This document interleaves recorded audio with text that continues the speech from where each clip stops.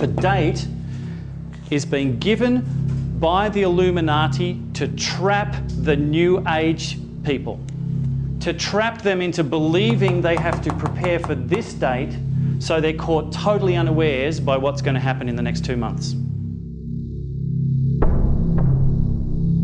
There's a little comet called Elenin. Every time this little comet is in alignment with our planet and either the sun or some other body, there's a major earthquake. Now, vibrational harmonics work such that if they directly line up, you get an amplification of energy.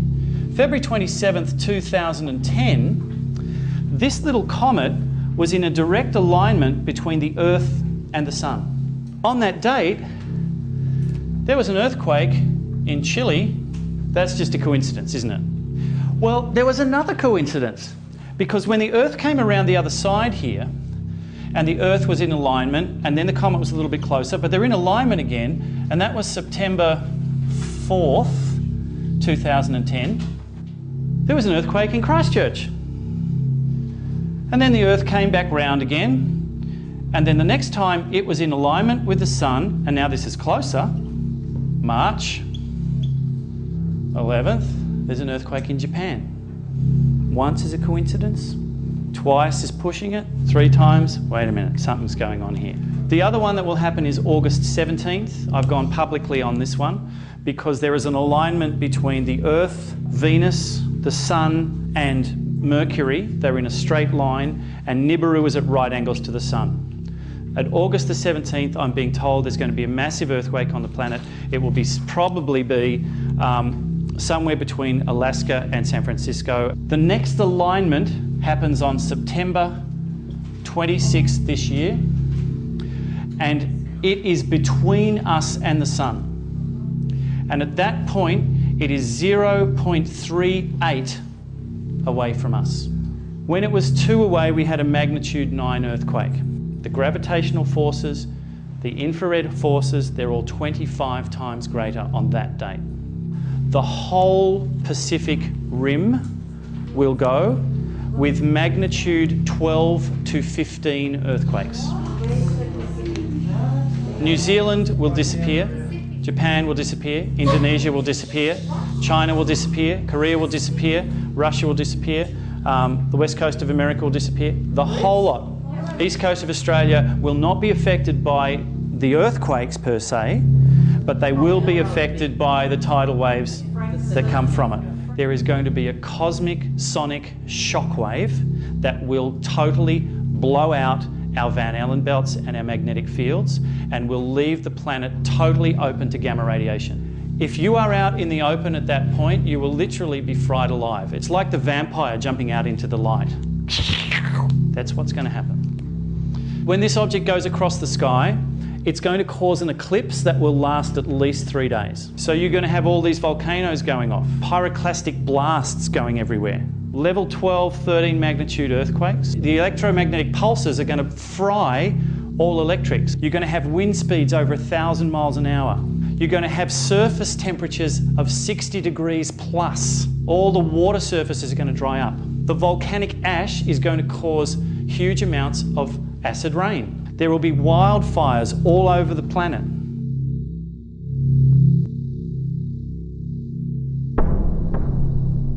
And they're saying nothing about this?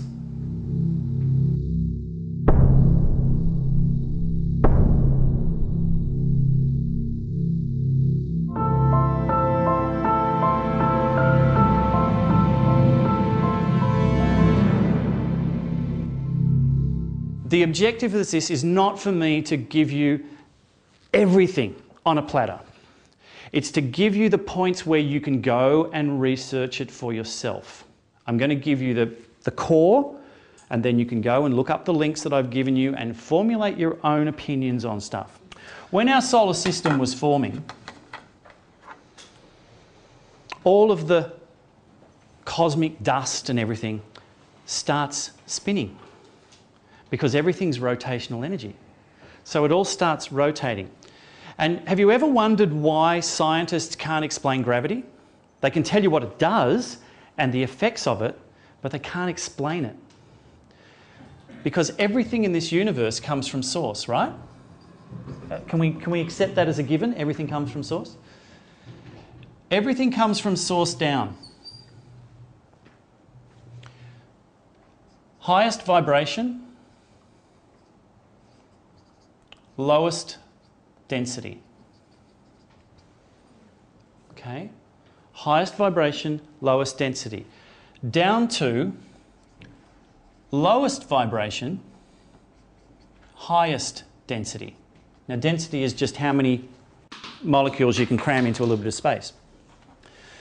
Now, the interesting thing about that is, because everything is just this continuum of vibration, look around. All you're seeing is slowed down light. Every person you look at is just slowed down light. Slowed down through all sorts of different frequencies, slowed down through sound. Sound is slowed down light. Matter, is just slowed down sound into a higher density. So when the sun was first forming, it wasn't gravity pulling everything together, it was actually things being compressed from outside. It was consciousness compressing down and slowing down vibration. That's why scientists can't explain gravity, because they think it's a pulling thing and it's not. It's a compression thing. So here we've got all of our little dust, cosmic bits and pieces and hydrogen atoms and all those things, all being compressed down so it can form a level of consciousness. Because there's like tram stops along the way here. And we can give them names. We can call it 11th density, or 9th dimension, or 7th dimension, or 5th dimension, until we get down to 3rd dimension. It's just a label. And I'll give you an example. If I play a G string on a guitar and my ears can only hear G, nothing else, and then I tune that guitar string up to a G sharp, when I play it, I can't hear it. It doesn't exist. Doesn't exist. That sound doesn't exist because I can't hear it. That's why people say, I don't believe in fifth dimensional beings, because I've never seen one. Because you can only see with your eyes in a light spectrum that's this big. Can anyone here see infrared? Can anyone here see ultraviolet? But we know they exist, but we can't see them because our measuring device doesn't have it. So here's all of these atoms compressing down to form our sun, and they're spinning. Whenever you have a fluid that is spinning, it moves around. And remember, no balance in the universe. Don't want balance. So it's out of balance. So as it's spinning, it's out of balance and it wants to try and balance it the same way as that Fibonacci spiral is getting closer and closer and closer to 1.618 but never gets there. It's trying to balance itself. So this little bit that's on the side here starts to move apart and eventually gets thrown off. And this part comes more into balance and eventually ignites and forms our sun. But as it's spinning, it forms a galactic plane of dust. I'm going to sort of draw this as best I can.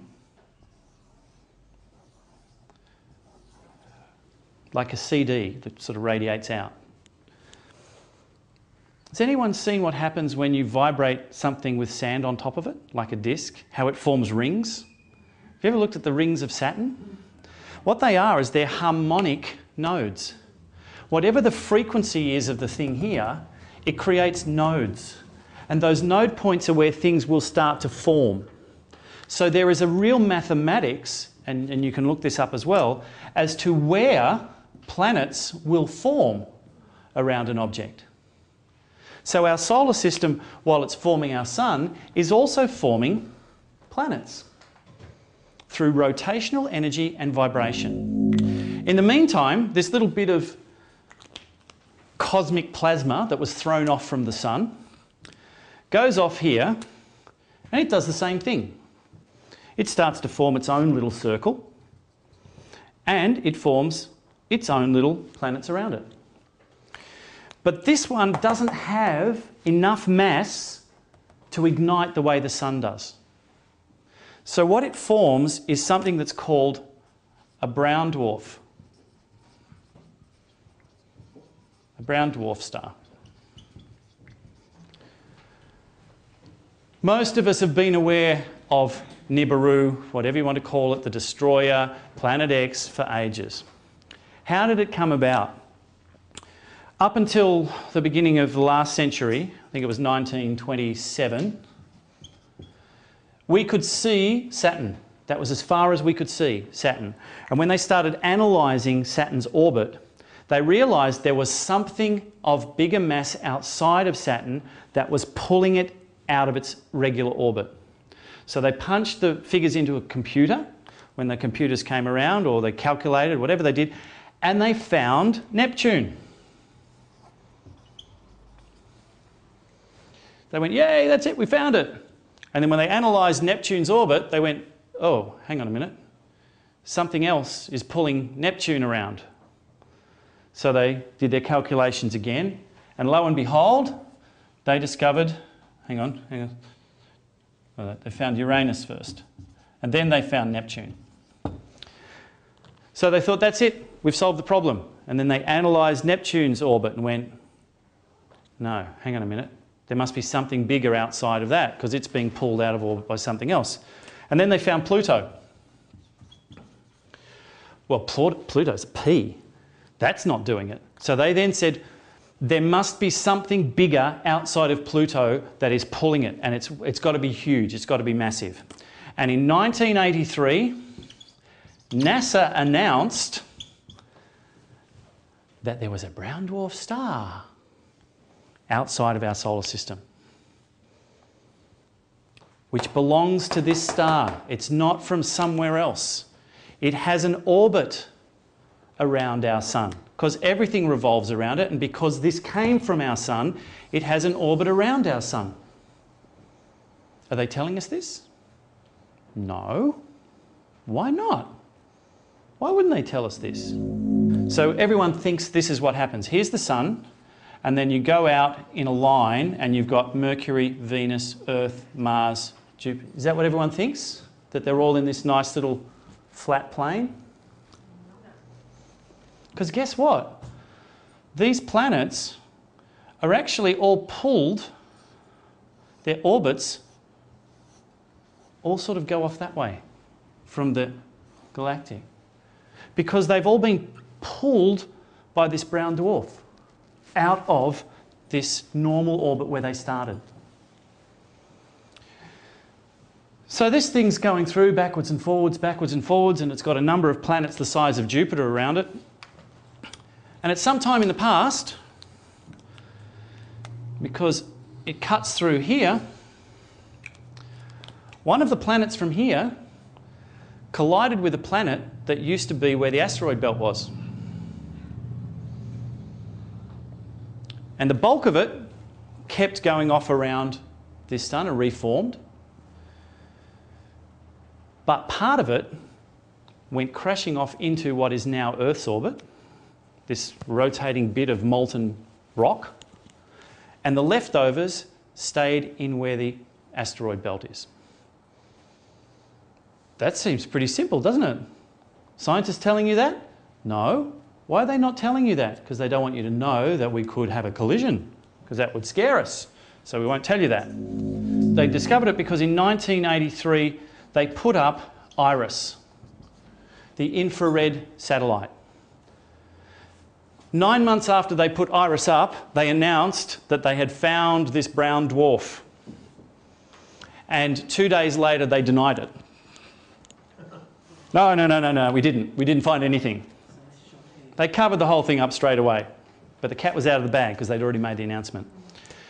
In 1992, they put up, I think it was 2 more infrared satellites. From 2002 to 2009, they put up another 7 infrared satellites. They spent billions of dollars fixing the Hubble telescope because it was broken, and turned it into an infrared telescope. Suddenly, there's all this interest in infrared telescopes. They even built one at the South Pole. Why would you build one at the South Pole? Well, it just so happens, here's north and south, and I'm doing it upside down from where it was before, but the orbit of this thing is that way. So the best place to view it is from the South Pole. They say it's because the air is clear there. But they rushed to build this thing in 2004. They rushed to build it. So suddenly they've put all of these infrared satellites up. So what are they focusing on? What are they actually looking at? Interestingly enough, there's a little comet called Elenin. Now, according to NASA, this was discovered by a Russian amateur astronomer, and you can even find a page about him and information about him on the web. And he discovered this tiny little comet, which has an orbit, strangely enough, that comes in and around the Sun, and then there's the orbit of Mercury, Venus and Mars. I did a little bit of checking with some colleagues of mine in LA, one of whom who is very closely connected in. He's a past president of the Navy Reserve, very connected in through the CIA and the FBI. And I asked him about this Elenin, discovered by Leonid Elenin. I said, what's the story? He said, he doesn't exist. It's a cover name. He said, it's not a comet, and we'll go into why it's not a comet, but it's coming from the constellation of Leo. The whole project is under the overview of the National Institute of Defence, and Elenin is an acronym for Extinction Level Event Near Impact Nibiru. I said, whoa, smoking gun here.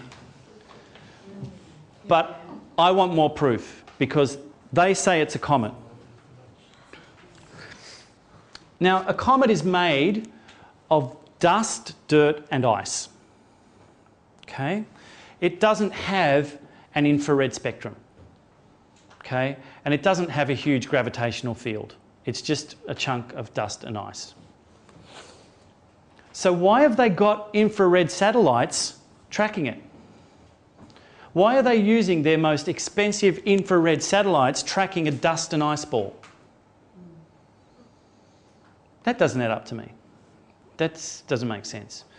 Also, do you remember when Comet Kohoutek came through and Comet Halley came through? And whenever there was a comet coming through, NASA are jumping up and down saying, you've got to see, it's going to look fantastic. It's going to be across the sky, and there was all of this hype about comets, comets, comets, comets, comets, comets. Heard anything from NASA about Elenin?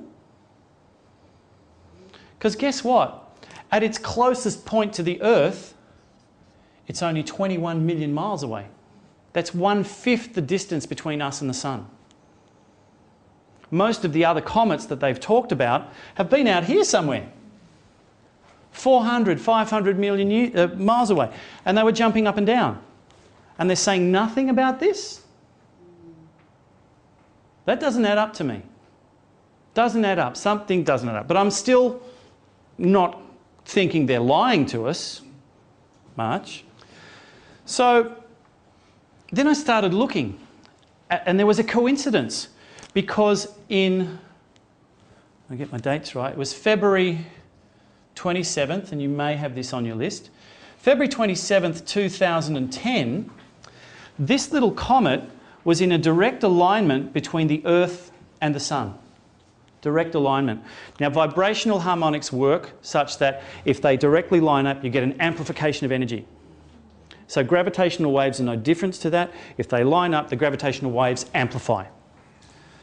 So on that date, there was an earthquake in Chile of, it was huge, 9 point something or other.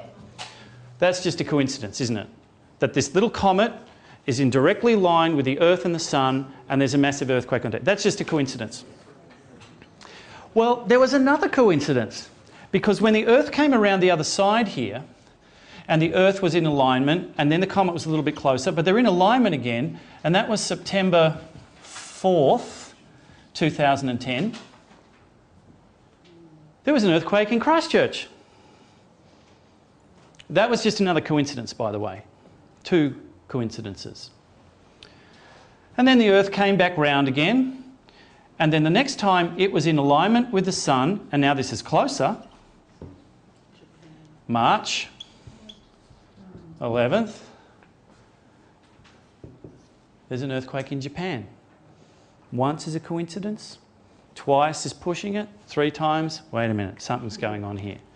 And on there you will see a list of every time this little comet is in alignment with our planet and either the Sun or some other body, there's a major earthquake. No way could that be a comet. All of those alignments, earthquake, earthquake, earthquake, all the changes that are going on, here's a smoking gun. But do we have any other proof? Because I'm not trying to convince you here, I'm just saying I'm having questions about this. Are you all aware of Google Earth? That you can punch in any address and bang, you can see it. Are you also aware that there are certain areas, because NASA controls Google Earth. Did we say who NASA are, by the way? You know they're not a US department. They're a private company. And NASA came from Nazi Germany. All the guys that built all the rockets, they were all from Nazi Germany. Because NASA is owned by the Illuminati. Okay? So NASA have an agenda. Okay? So when we go to Google Earth, try and have a look at Area 51. Why not? Okay? Because it's blacked out, isn't it? It's censored. Okay? Because they don't want you to know what's going on there. So they censor it. They put a big black square on it. So that's Google Earth. Are you aware of Google Sky? Google Sky is run by, guess who? NASA. And they plug into all of their satellites. So you can go into Google Sky and you can look at the whole sky as it is right now. So when I say this to you, go to Google Sky and have a look at the constellation of Leo. No, it's not blacked out. Okay? When you look at it, there's nothing untoward about it. Then go to the little right-hand corner and shift up in the infrared spectrum. And as you shift it to the infrared spectrum, suddenly appears an object that looks like that in the infrared spectrum. The winged destroyer the ancient Egyptians talk about. Here's a little brown dwarf in the constellation of Leo coming towards it. They would show that, but they won't show Area 51. So they're kind of giving information on here, but not... Because they think that most of us are absolutely stupid and wouldn't even bother looking. And they can fob it off, left, right and centre. The interesting thing is, though, if you go into the constellation of Virgo and have a look,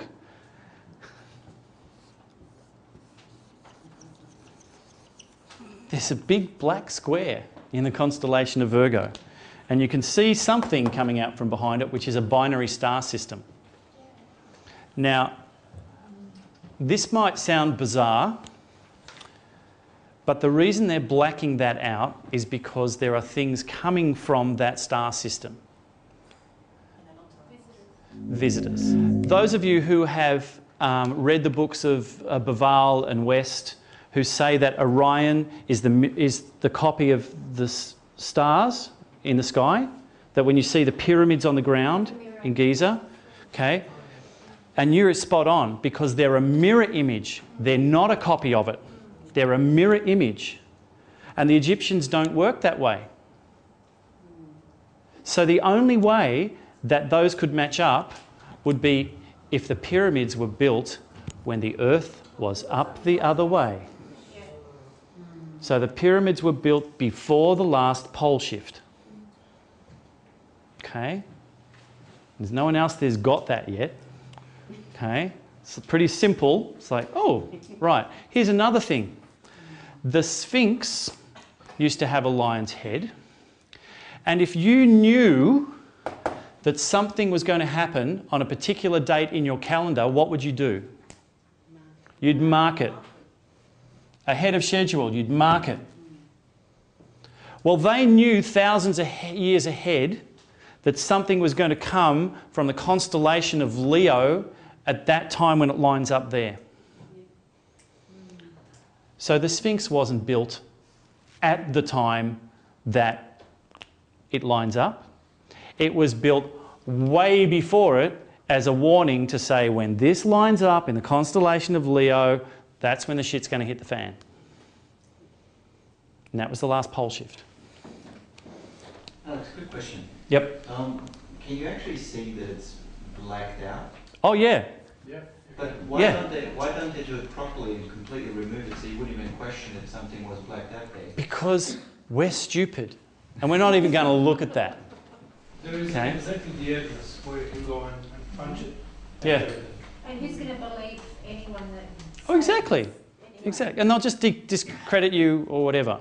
Because they just don't want you. And if they discredit you enough and make it difficult enough, then you'll give up, won't you? That's fine. Also, Alex, why Egypt? Egypt? Why that particular part of the earth? Why it's not somewhere like, I don't know, in Asia? Or Okay. There are pyramids off the coast of Japan. There are pyramids in China. They're all built around the 19.5 degree mark. And there's a reason for that.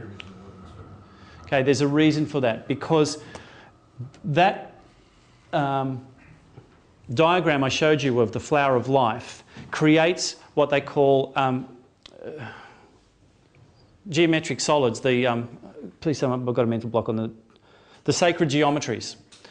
And when you create a tetrahedron, it looks like the Star of David, but imagine they're three-dimensional.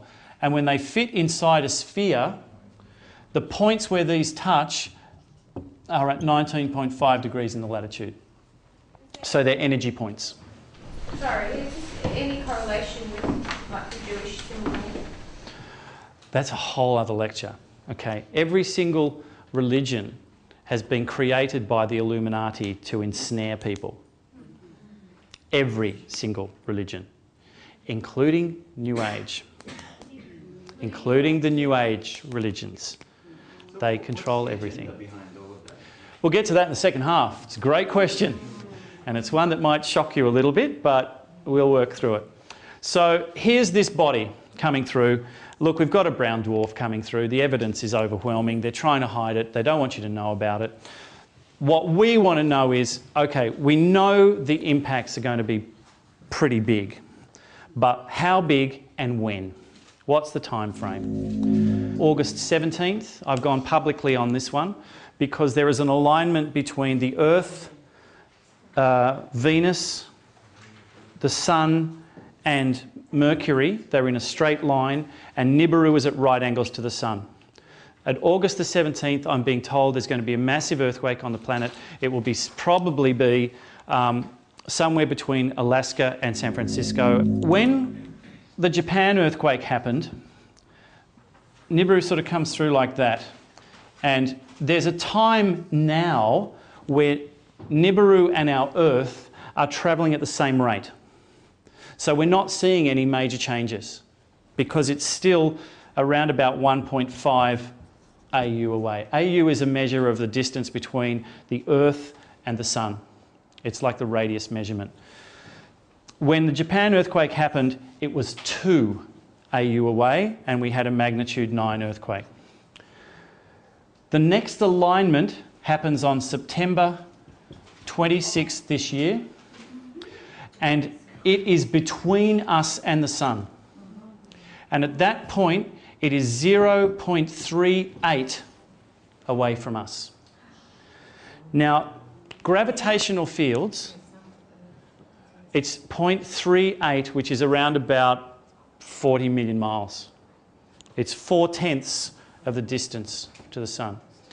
Gravitational fields and infrared work on what's called an inverse square relationship.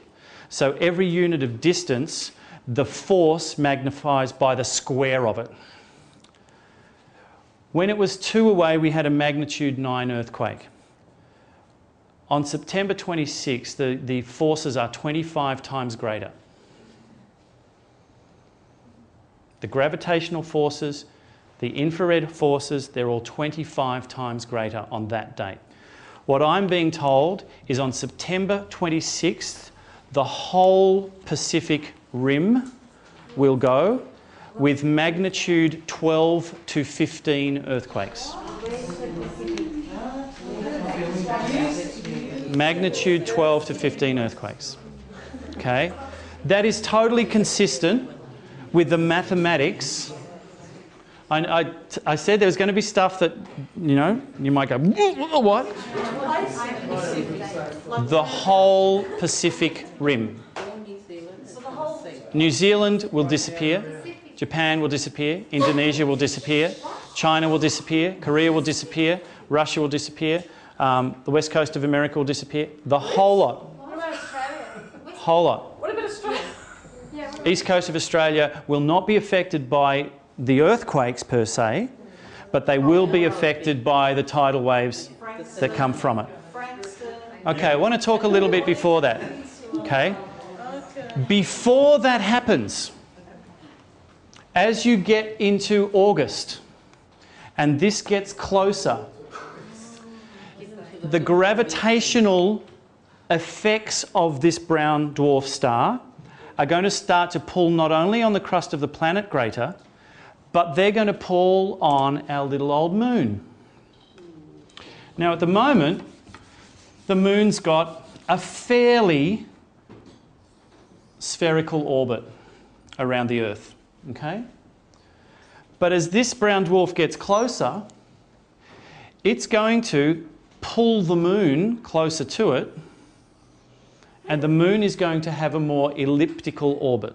So what's going to happen is the moon is going to be pulled into more elliptical orbit.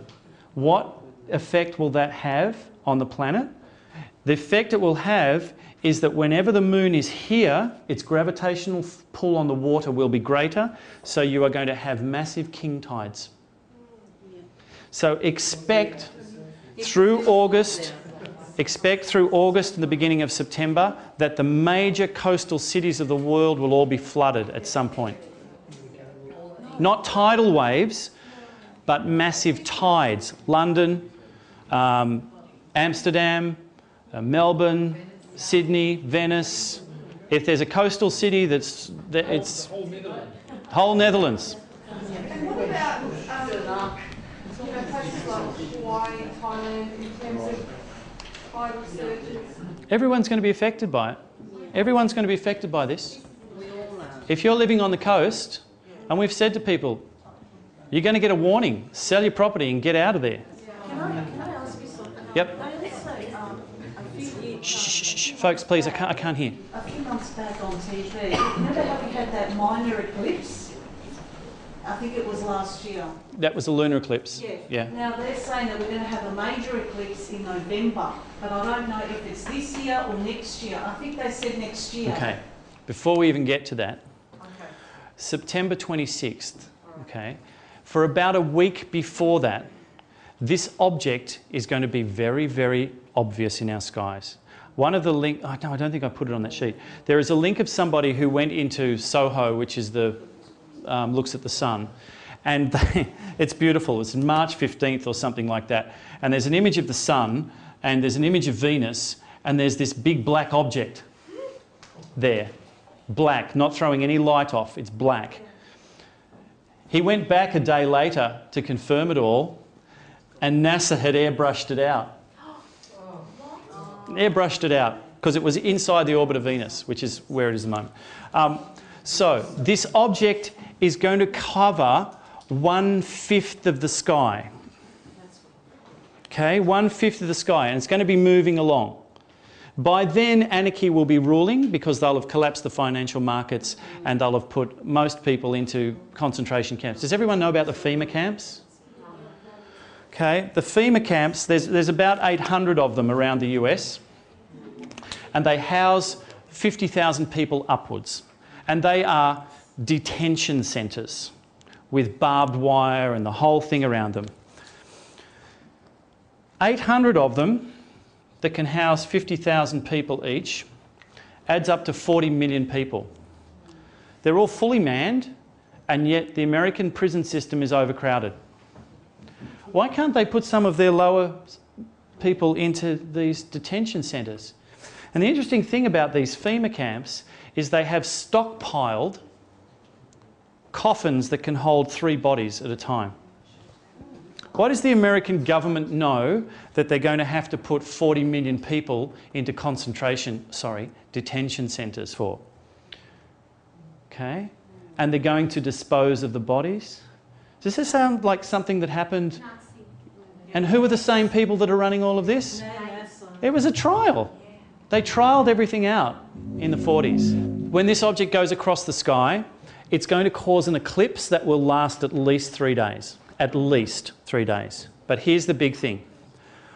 When it lines up with the sun and our planet, there is going to be a cosmic sonic shockwave that will totally blow out our Van Allen belts and our magnetic fields, and will leave the planet totally open to gamma radiation. It's what they call in the Bible Gabriel's trumpet. When Gabriel's horn shall blow, the world shall da-da-da. It's a sonic blast to do with the lining up. The magnetic fields will be... They're already being weakened. It's like watching Star Trek. When the shields go down, bang. If you are out in the open at that point, you will literally be fried alive. It's like the vampire jumping out into the light. That's what's going to happen. So you need to be able to get out of direct light for the whole duration that our magnetic field is down, which could be up to 2-3 weeks. Okay, so that's the first big thing. So you've got massive earthquakes happening. Basically every volcano on the planet will go off at that time. Are you all aware of the super volcano in Yosemite National Park? No, those of you who aren't? There is a volcano in the northern part of America under Yosemite National Park. The caldera is 200 miles long and 80 miles wide. Last year I got an email that said in 3 days there had been 1,100 earthquakes in that spot. But it was nothing to worry about. The lake bed has risen. The lake is so hot now that no fish can survive in it. And there was 1,100 earthquakes just in 1 3-day period, but it's nothing to worry about. Am I going to believe them? When you go to the site that shows all the earthquakes around the world, and they are airbrushing off and taking off earthquakes that are happening in certain locations because they don't want you to know that they're going on, because the US government has written off 60 million of its people who live in the top northwest. Because if it told them the truth, it would have to relocate them. And they're all expendable. So it's prepared to let them die.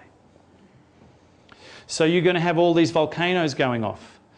So you're going to have pyroclastic blasts going everywhere. So you've got level 12, 13 magnitude earthquakes, volcanoes at the same point. You know, it's not going to shift a little bit like this. We're talking about the distance here and there dropping like 400 metres down, not little bucklings. Okay? Have you ever seen like images of the French Alps that show the rock strata like that, side on? That happens in the space of a couple of minutes because the power of the earthquake causes the rock to liquefy and form waves. And then they break, and then when it stops, they reconfigure like that. They tell you that all of these mountain ranges have all been formed over thousands and hundreds of thousands of years. Lie. They happen in the space of minutes. Machu Picchu was a seaside village because Lake Titicaca is a salt lake and it's 1,500 metres in the air. It happened overnight when the pole shift happens. These are the extremes that these things happen at. So we've got the cosmic waves that are going to hit. You're going to have wind speeds over 1,000 miles an hour. You're going to have surface temperatures of 60 degrees plus. There will be wildfires all over the planet. Airspeed, cosmic radiation, all the water surfaces are going to dry up. The volcanic ash is going to cause huge amounts of acid rain. So the electromagnetic pulses are going to fry all electrics. Have you noticed how the satellites and TVs are starting to play up? Yeah? They're all going to go down, and they're trying to patch it and cover it up so you don't notice it. But as this thing gets closer, more and more of the satellites are going to go down. Okay? So that's September 26. Moving on from September 26, the next date you have to be concerned about is October the 17th. October the 17th, Nibiru is now 0.23. It's the closest point that it comes to us. That's 21 million miles away from the Earth. So at 21 mils, if there are any volcanoes that have not gone off by then, if there's any part of the planet that is not separated by then, it will do it then. Because the forces involved are now over 80 times what they were when the Japan earthquake happened. Next date on from that is November the 2nd, 3rd through to the 7th. And what happened then was, when this thing's coming through and it passed through the asteroid belt, it picked up a few travellers with it, like the tin cans behind a wedding car. So here you've got this massive gravitational object goes through the asteroid belt and it drags a whole lot of stuff with it. Some of them are this big, some of them are 100 miles large. Now the scientists will tell you that we've had all these extinction level events that stopped the Cambrian and the Mesozoic, 65 million years ago, that wiped out the dinosaurs, and they say there is something that causes an extinction level event every 26 million years. Well, sometimes when Nibiru comes through, we're not here at this close point, we're on the other side of the sun, so we're safe.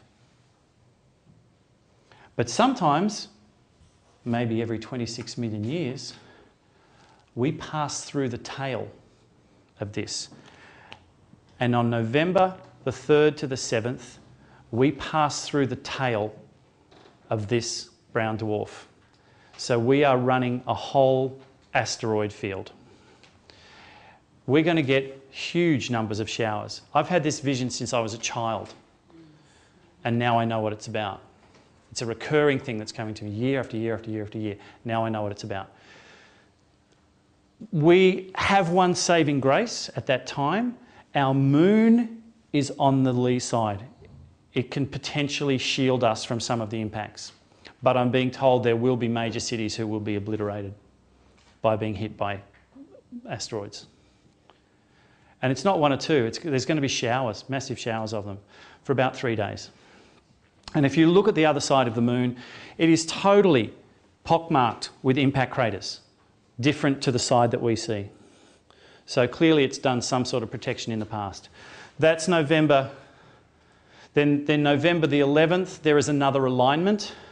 As it's now gone past, we come through it and we line up on the outside of it. I think it's 0.56 away. So there will be more earthquakes that day.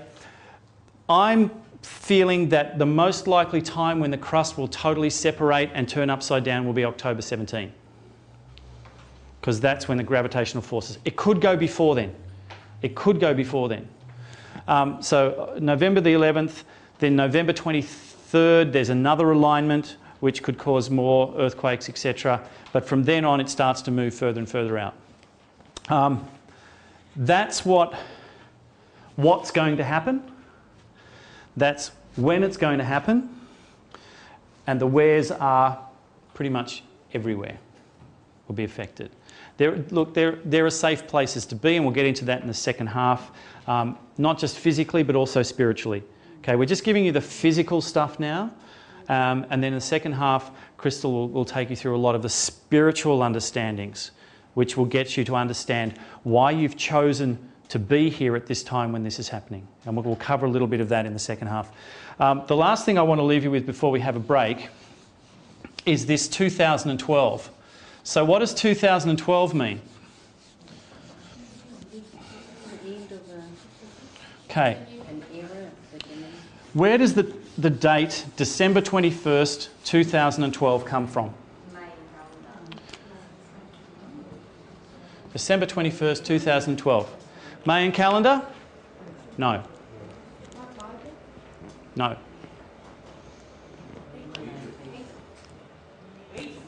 That date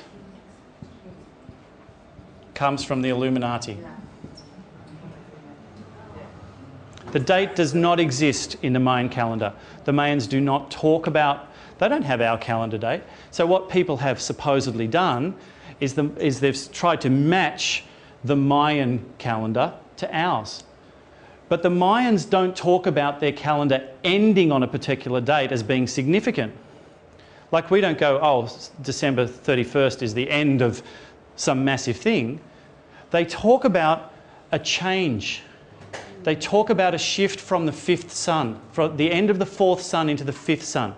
They don't mention anything about a brown dwarf. The Mayans talk about a shift of the sun. That's really important, the fourth sun, and we'll get into that.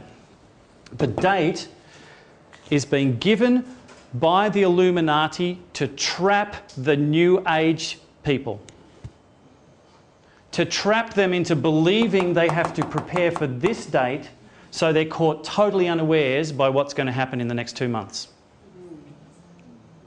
And most New Age people have bought it hook, line and sinker because it's all tied into the Mayan calendar, and therefore it's about the ascension. And there's going to be no big earth changes because we can pray them away and we can do all of that, which we'll get into the second half. The Mayans talk about earth changes that precede it, but not at the same time. So what's happened is everybody has dumped everything onto this Illuminati constructed day. Everything to do with the birth of Jesus and all these things, they're all things that are tied into Illuminati ritual. That just happens to be the winter solstice. What a coincidence, because the Illuminati are all into that sort of stuff. Dates and all sorts of things. That comes from them. It's not a real date. But coincidentally, around that time is the beginning of a transition period. Okay? What else was I going to say about that?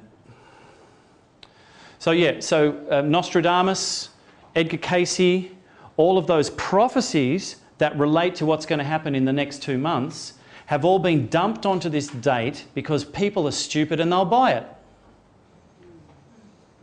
And if you tell them enough times, it comes from the Mayan calendar, it comes from the Mayan calendar, they'll believe it.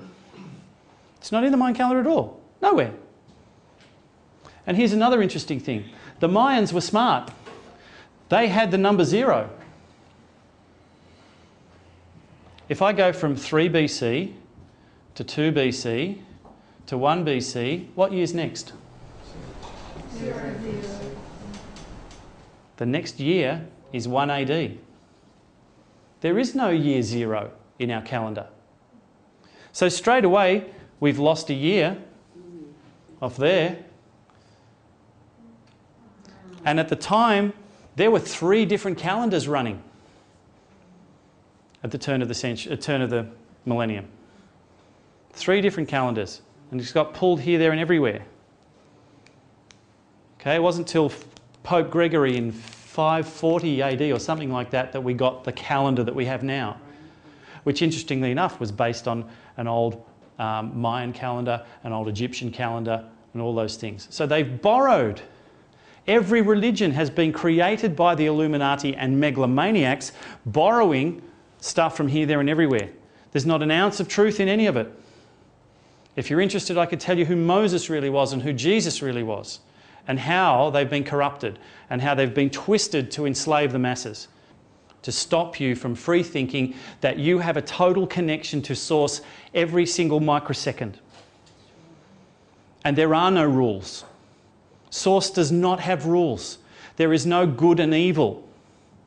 There is no right or wrong. It's just an experience. And if Source doesn't have those rules and says to you, whatever you do enriches my being,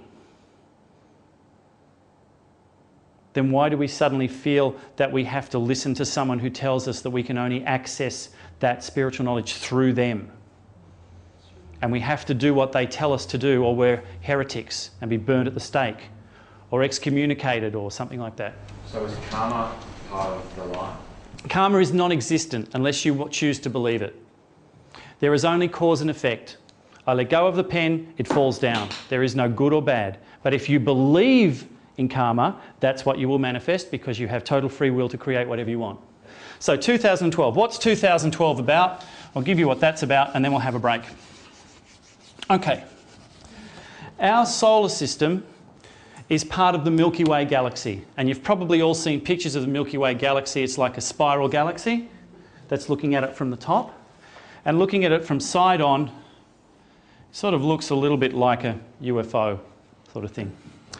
At the middle of our galaxy, as with all galaxies, is a black hole, massive black hole. And black holes give out energy in two directions. They give it out in pulses that radiate outwards, like when you drop a pebble in a pond and they radiate out. So that's like on a plane, and they send it out in a spike from the centre. Okay, so here's our plane going through here, which is a big disc, and the pulses radiate out from there. Now our solar system's out here somewhere on one of these arms. We're not even a major player in the galaxy. Seriously, the human form is not. But everything revolves around something. So not only do we revolve around the galaxy, but we revolve around another solar system, i.e. Sirius. Ever wondered why we're so connected to Sirius? It's because we're in a paired orbit around a black hole in Alcyon. So we're going up and down as we go around, like that, like a carousel horse going up and down. Is anyone familiar with the Vedic yugas, where they divide civilization up to periods of ascent and descent that covers like 520,000 years or something like that? As we go up here, we're getting further away from the galactic plane, which is a gravity, and we slow down. And then we get pulled back and we accelerate. We are in a position of acceleration at the moment, and we're just about to go into this galactic plane, which is also known as the photon band. Okay? So what happens when we hit the photon band? Because people talk about spiritual ascension. Okay. It is impossible for you to spiritually ascend. Do you know why? Because you're already there. Remember how I said everything comes from Source downwards? Your higher self has chosen to manifest into this dimension to experience. You've chosen to manifest. You may have forgotten it because you're caught up in the third dimensional stuff, but you cannot ascend to something that you already are. You just become aware of where you're perceiving it from. Are you so caught up in the play that you believe you're the character, or are you sitting in the audience admiring your work? You can't ascend because you already are every single vibrational aspect. So what is this so-called ascension about? I'm going to go back to nuclear physics, and I'm going to go to an atom, and the simplest atom of hydrogen, because we have a lot of hydrogen in us. We're basically hydrogen, oxygen, and carbon. That's what most of us are. So we have a proton here, and we have an electron in what they call a shell. Does everyone sort of remember that from basic science or something like that? And then you get to helium, and helium has 2 and 2, and then you get the next one up and you get another shell and another shell. even hydrogen, even though it's only got one proton here, this other energy shell still exists. Remember how we went back to the sun has these vibrational things that cause the planets to form in certain areas? As above, so below. The macro and the micro is exactly the same. When we go through the photon band, it's a huge pulse of energy. Ever put your foot down on the pedal of a piano and hit one note and all the others vibrate and it goes woo? When we go through the photon band, every single atom in your body gets hit by this energy and the electrons jump to the next level, or maybe even to the level beyond that.